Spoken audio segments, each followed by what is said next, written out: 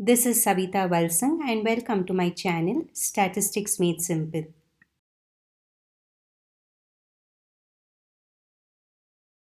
this video, I'll find solutions to problems based on test for equality of means for large samples.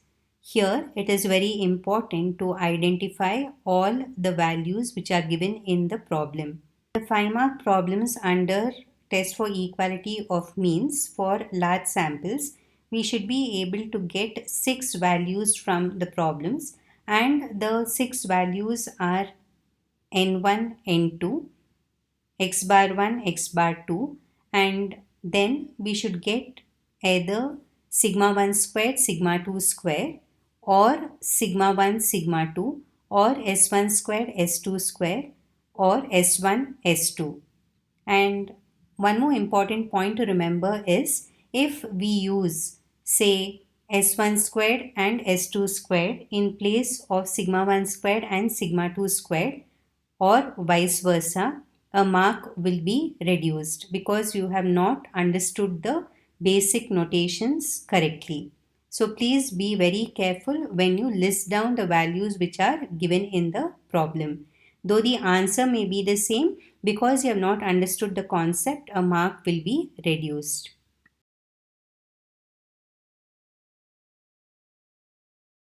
Problem 1. The mean weight of working persons in city A is known to be 60 kgs with standard deviation 5 kgs.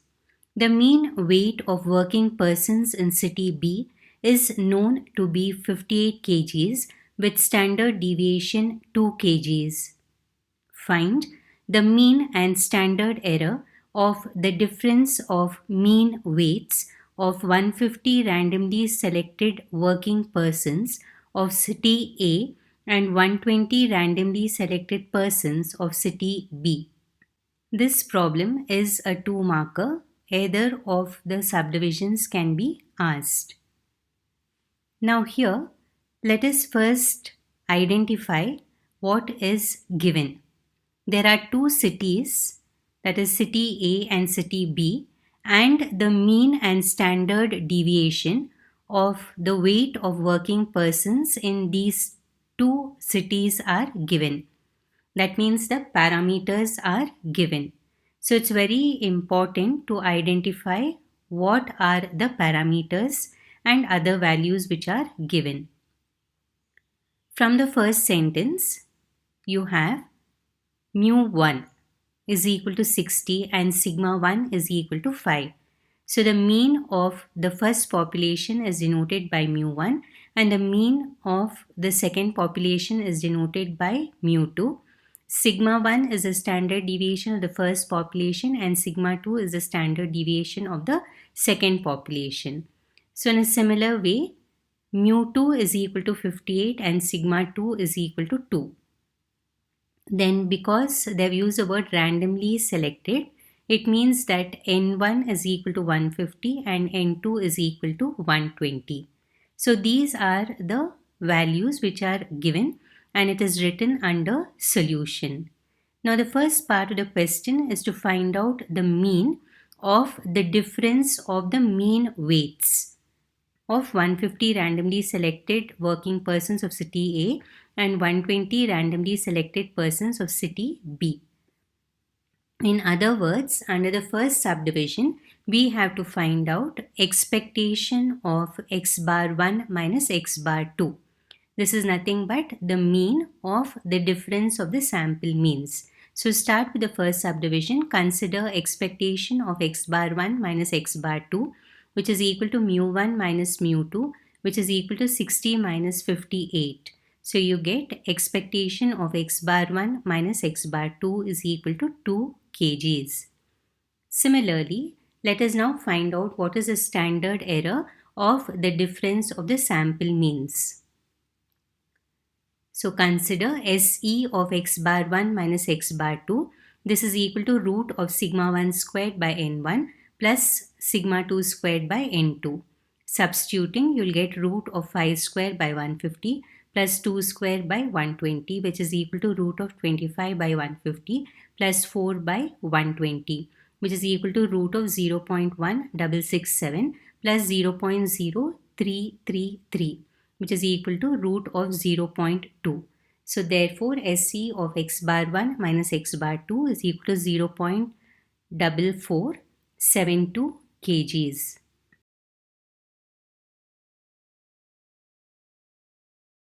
Problem 2. The mean and standard deviation of heights of second PUC students are 168 centimeters and 8 centimeters respectively. The mean and standard deviation of heights of first PUC students are 162 centimeters and 4 centimeters respectively. First subdivision, if x bar 1 is the mean height of 42 randomly selected second PUC students, then write the mean and standard error of x bar 1.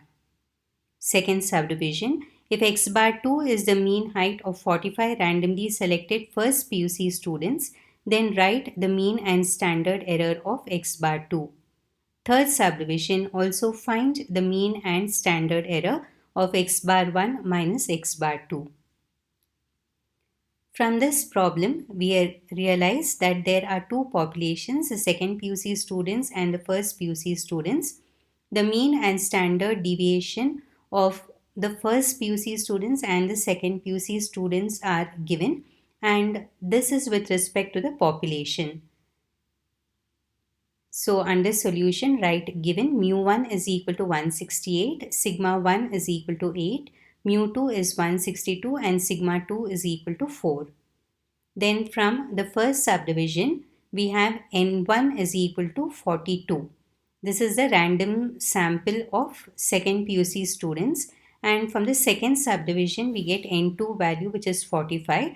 That is the random sample of students which are chosen from the first PUC population. Division 1, under that I'll start with subdivision A, where we'll find out the mean of the mean height of 42 randomly selected second PUC students. So consider expectation of x bar 1. This is nothing but mu1. Like under test for single mean, we had learnt that expectation of x bar is equal to mu. Similarly, using that concept here, the formula will be consider expectation of x bar 1 will be equal to mu1. Therefore, expectation of x bar 1 is equal to 168 centimeters. Subdivision B will find out the standard error of x bar 1, which is equal to sigma 1 by root n1. So this formula also we had learnt under test for single mean. We had learnt SE of x bar is equal to sigma by root n. So similarly, here we have SE of x bar 1 is equal to sigma 1 by root n1, which is 8 divided by root 42, which is equal to 8 divided by 6.4807, or standard error of x bar 1 is 1.2344 centimeters.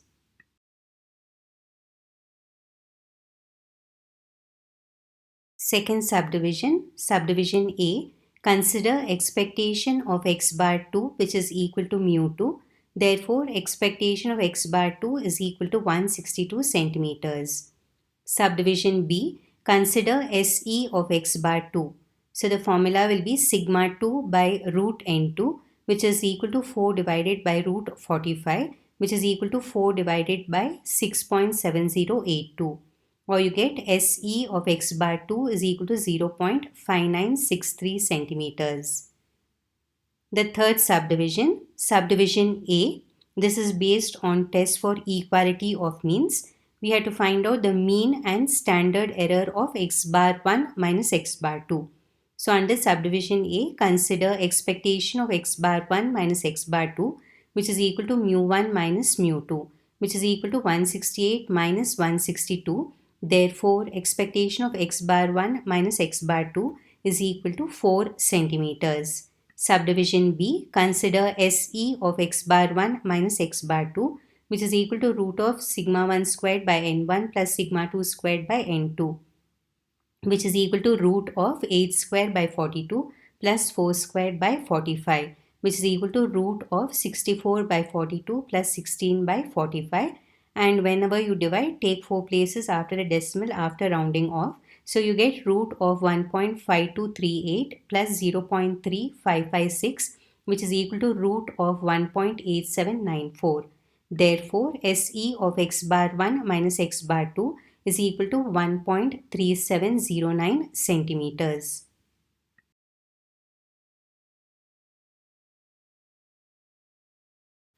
The third problem onwards are 5 markers.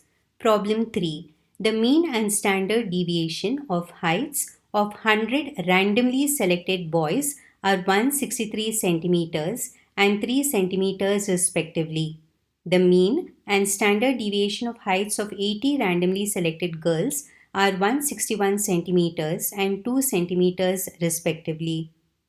Can it be concluded that boys and girls are equally tall at 1% level of significance? Now let us identify to which test this problem belongs to. So if you go through the problem, there are two populations. One are the boys and the other are the girls. And from both these populations, random samples of size 100 and 80 are chosen respectively. So the first two sentences are with respect to the samples. So you have two populations and one sample is chosen from each of these two populations. And also the words mean and standard deviation are present, and n1 and n2 values are greater than 30. So it falls in the category of test for equality of means for large samples. So we should be able to get 6 values from the problem. So under solution, write given n1 is equal to 100, then x bar 1 is 163 and s1 is equal to 3. In a similar way, n2 is equal to 80 and x bar 2 is 161 and s2 is equal to 2 and alpha is 1%. Now you should go through the problem carefully and identify whether parameters are given or statistics are given. So again I repeat, the first two sentences are with respect to the samples. That's why we have x bar 1 and s1 and x bar 2 and s2.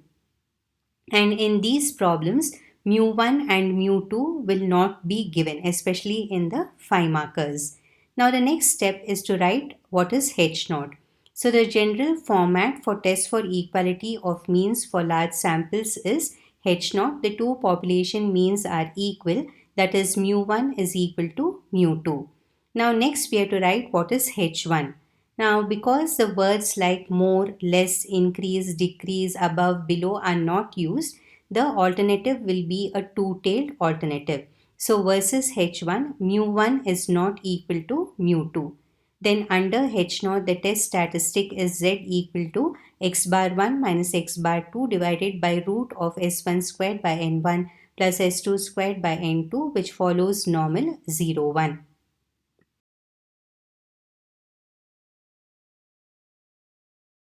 Substituting, we get Z equal to 163 minus 161 by root of 3 squared by 100 plus 2 squared by 80, which is equal to 2 divided by root of 9 by 100 plus 4 by 80, which is equal to 2 divided by root of 0.09 plus 0.05, which is equal to 2 divided by root of 0.14, which is equal to 2 divided by 0.3742, and we get Z equal to 5.3447. Now the most important step is the alternative is two-tailed. So make use of the condition which is there on the right hand side of the slide. So whenever the alternative is two-tailed, the condition which we use is mod Z should be greater than or equal to K alpha by 2 to reject H0. And if this condition is not satisfied, then we accept H0. So at 1% level of significance, K alpha by 2 is equal to 2.58. Now find out mod Z. It will be modulus of 5.3447. Because it's a positive value, the modulus of a positive value will remain as positive. So finally we get mod Z also as 5.3447. Now compare this mod Z value with K alpha by 2 value. So conclusion, since mod z is equal to 5.3447 is greater than k alpha by 2 equal to 2.58 at 1% level of significance. So what do? You reject H naught. So whenever you reject H naught, it means that you're accepting H1. So you conclude that mu1 is not equal to mu2. With regular practice of all the steps, you will be able to solve most of the problems very easily. But get the basic concepts correct.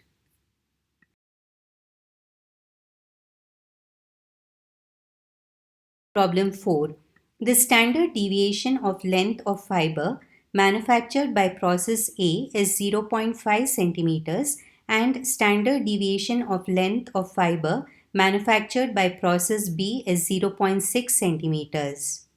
A sample of 40 randomly selected fibers from process A has mean length 16 centimeters and a random sample of 60 randomly selected fibers from process B has mean length 16.4 centimeters. Test whether process A and process B are equal with regard to mean length of fibers manufactured by them. Now in this problem, there are two processes, process A and process B, and you have fibers which are manufactured by both these processes. Now the first sentence which you have in the problem doesn't have the word random sample. So it is associated with the population. So standard deviation of length of fiber manufactured by process A is 0.5 centimeters means the standard deviation of the first population is given. In other words, under solution write given sigma 1 is equal to 0.5. Now they have also mentioned that the standard deviation of length of fiber manufactured by process B is 0.6 centimeters. That means this is the standard deviation of the second population. So sigma 2 is equal to 0.6. Then from the next few sentences, it is easy. We get n1 is equal to 40, x bar 1 is equal to 16, n2 is equal to 60, x bar 2 is equal to 16.4. Now because there were two processes and the words like mean standard deviation are present and n1 and n2 values are greater than 30, this problem is test for equality of means. And we have got all the 6 values and also mentioned that alpha is equal to 5%. So whenever the value of alpha is not given to you in the problem, take it as 5%. Next, write H naught. The two population means are equal, that is mu1 equal to mu2. And again, because the words like increase, decrease, above, below, less, more is not present, you have your H1 as mu1 not equal to mu2. Then under H naught, the test statistic is Z equal to x bar 1 minus x bar 2 by root of sigma 1 squared by n1 plus sigma 2 squared by n2, which follows normal 0, 1.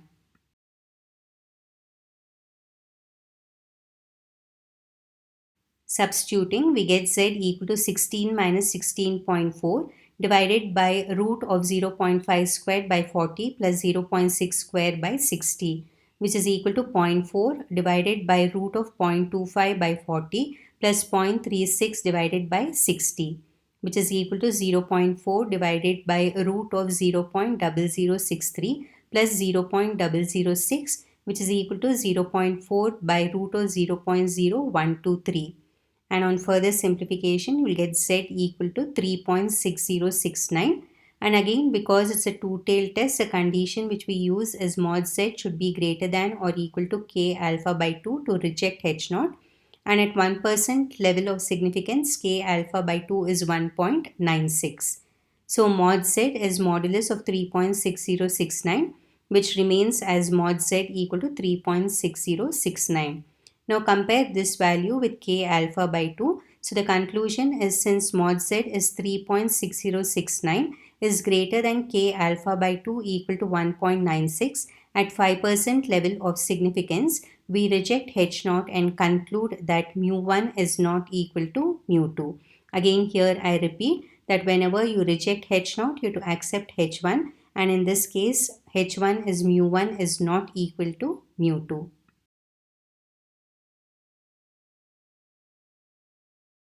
Problem 5. The mean height of 50 students in a college is 70 inches, and for another group of 55 students, the mean height is 68 inches. The standard deviation of both the samples are 2.5 inches. Test at 1% level of significance whether the first group of students are taller than the second group with respect to their mean heights. So in this problem, we have a college which will be the population, and then you have two samples of students which are chosen. That is, you have the first group and the second group. And also the words like mean and standard deviation are used. And also we observe that N1 and N2 are greater than 30. So it is test for equality of means for large samples. So in the first sentence itself, we get the values of n1 and x bar 1, and we also get n2 and x bar 2.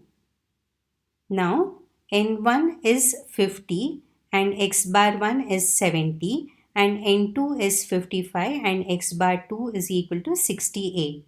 So, we should understand that though the word like random sample is not used in the first sentence, we should understand that a college will not have only these many students.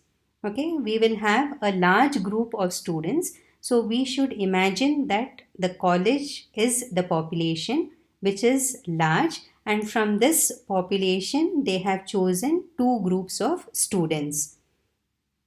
So the first sentence, whatever values are given, it is all with respect to the two samples.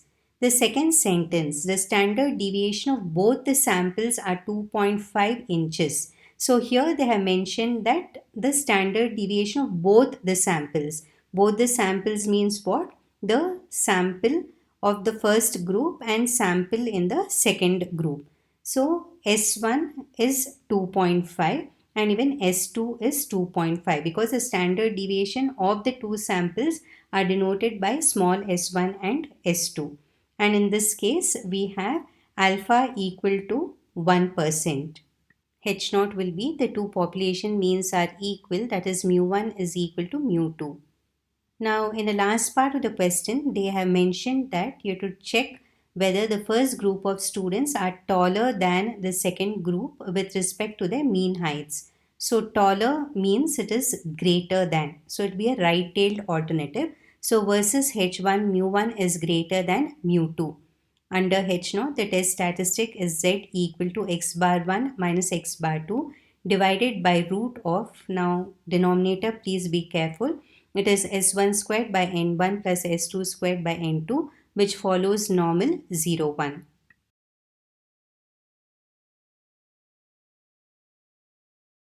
Substituting in z and simplifying, we get z equal to 70 minus 68 divided by root of 2.5 squared by 50 plus 2.5 squared by 55, which is equal to 2 divided by root of 6.25 by 50 plus 6.25 by 55, which is equal to 2 divided by root 0.125 plus 0.1136, which is equal to 2 divided by root 0.2386, which gives 2 divided by 0.4885, or z is equal to 4.0942.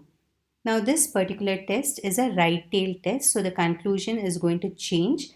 You have to check whether z is greater than or equal to k alpha. So this is the condition which we use for a right tail test, and at 1% level of significance k alpha value is 2.33.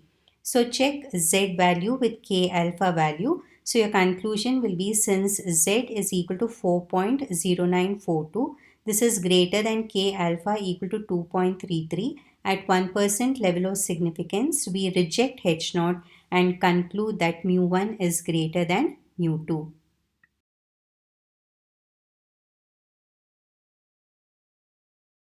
Problem 6. It is known that the standard deviation of the marks of Bangalore University, that is BU students, is 10, and that of Mysore University, that is MU students, is 8. The mean of 300 randomly selected BU students is found to be 68 marks, and the mean of 400 randomly selected MU students is 65 marks. Test at 5% level of significance whether the marks scored by BU students is more than MU students. There are two populations, that is the Bangalore University and the Mysore University. And in the first sentence, the word random sample is not present, so it means it is associated with the population, and the standard deviation of the populations are given. So under solution, write given sigma 1 is equal to 10 and sigma 2 is equal to 8. Now the second sentence has the word randomly selected. So whatever is associated in this sentence is with respect to the sample. So n1 is equal to 300 and x bar 1 is 68, n2 is 400 and x bar 2 is 65, and alpha is equal to 5%. Now observe that in this problem you have two populations and then samples are chosen from both these populations, and the word mean and standard deviation are present, and we are confident now that this problem is test for equality of mean for large samples because both the sample sizes are greater than 30, and we have got all the 6 values along with alpha equal to 5% which is mentioned. Then you write H naught, the two population means are equal, that is mu1 is equal to mu2. The question asked is you have to check whether the marks scored by BU students is more than MU students. Because of the word more than, it will be a right tail test. So versus H1, mu is greater than mu2. Then under H naught, the test statistic is Z equal to x bar 1 minus x bar 2 by root of sigma 1 squared by n1 plus sigma 2 squared by n2, which follows normal 0, 1.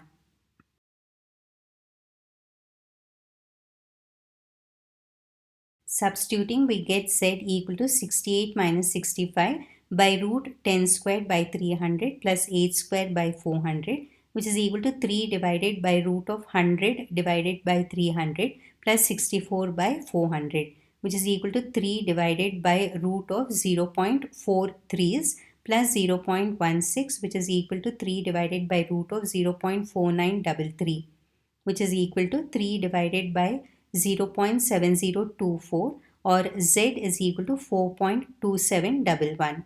Now the condition which we make use of for the conclusion is you have to check whether Z is greater than or equal to K alpha, because this is a right tail test and at 5% level of significance K alpha is 1.65.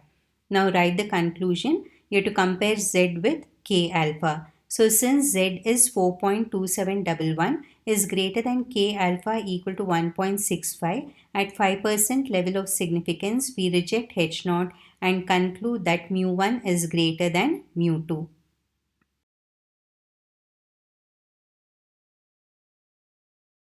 Problem 7. An investigator wants to know whether the mean life of bulbs of brand A is better than that of brand B. To test this, he takes 100 bulbs of brand A and finds the average life of bulbs is 36.5 months and standard deviation is 1.8 months, whereas 80 bulbs of brand B has an average life of 36.8 months and standard deviation 1.5 months. Test whether brand A bulbs are inferior to brand B bulbs with respect to their mean life. Firstly, we should understand that bulbs are being manufactured under brand A and brand B. So there will be a very large number of bulbs which are manufactured, and from both these brands they are choosing 100 bulbs of brand A and 80 bulbs of brand B. So this 100 bulbs of brand A and 80 bulbs of brand B becomes the sample. So from the second sentence onwards, whatever we have in the problem is associated with the samples. So under solution, you can write given N1 is 100, then X bar 1 is 36.5 and S1 is equal to 1.8. Because the second sentence is with respect to the sample, all the values given in that sentence are with respect to the sample. And similarly, we have N2 is equal to 80, X bar 2 is 36.8 and S2 is equal to 1.5 and we take alpha as 5%. Next, write H0. The two population means are equal, that is mu1 is greater than mu2. They have asked us to check whether brand A bulbs are inferior to brand B bulbs with respect to their mean life. That means they are asking us to check whether mu1 is less than mu2. Inferior means it is less than. If the word superior is there, it will be greater than. So versus H1, mu1 is less than mu2. Then under H0, the test statistic is Z equal to X bar 1 minus X bar 2 by root of S1 squared by N1 plus S2 squared by N2, which follows normal 0, 1.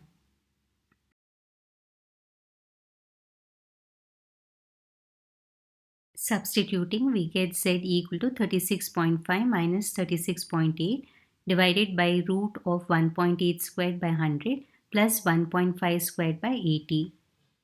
And on further simplification, we get Z equal to minus 1.2200.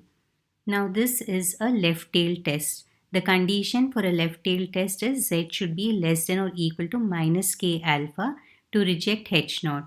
And at 5% level of significance, minus K alpha is equal to minus 1.65.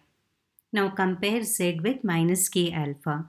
So the conclusion, since Z is equal to minus 1.2200 is not less than minus K alpha, which is equal to minus 1.65, at 5% level of significance, we accept H0. Now because we are accepting H0, we should write whatever is there under H0 and conclude that mu1 is equal to mu2.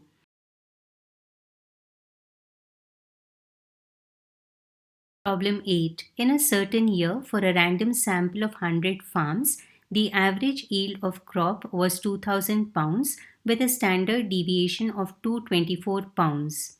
The following year, the random sample of the same 100 farms gave an average yield of 2100 pounds of crop per acre with standard deviation of 192 pounds.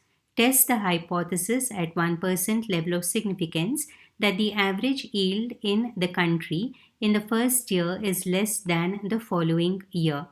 So from the problem, it is very clear that 6 values are given and the words like average, standard deviation are present, and you have the random sample of 100 farms for a certain year and for the following year.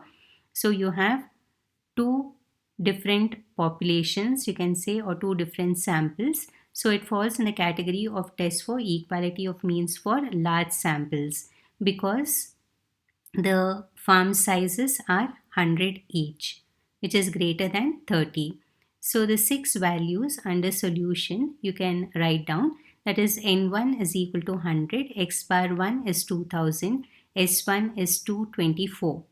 Because in the first two sentences they have already used the word random sample, so the sample means and the sample standard deviations are given, and you have N2 equal to 100, X bar 2 is 2100 and S2 is equal to 192 and alpha is mentioned as 1%. Now H0 is the two population means are equal, that is mu1 is equal to mu2 versus H1 mu1 is less than mu2. Under H0, the test statistic is Z equal to X bar 1 minus X bar 2 divided by root of S1 squared by N1 plus S2 squared by N2, which follows normal 0, 1.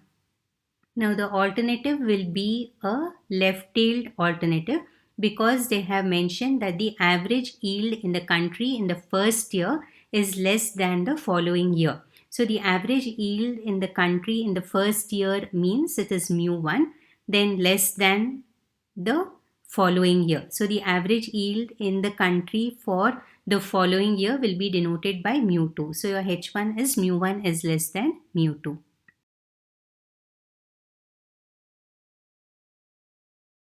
So we get Z equal to 2000 minus 2100 divided by root of 224 squared by 100 plus 192 squared by 100, which is equal to minus 100 divided by root of 50,176 by 100 plus 36,864 by 100. Please be careful with the calculations. So on simplification, you get minus 100 by root of 501.76 plus 368.64, which is equal to minus 100 by root 870.4, which is equal to minus 100 divided by 29.5025, or you get Z equal to minus 3.3895.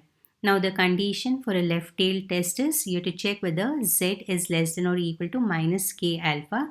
If it is, then you will reject H0, otherwise you will accept H0. So at 1% level of significance, minus K alpha is minus 2.33. So our conclusion will be, since Z is equal to minus 3.3895 is less than minus K alpha equal to minus 2.33 at 1% level of significance, we reject H0 and conclude that mu1 is less than mu2.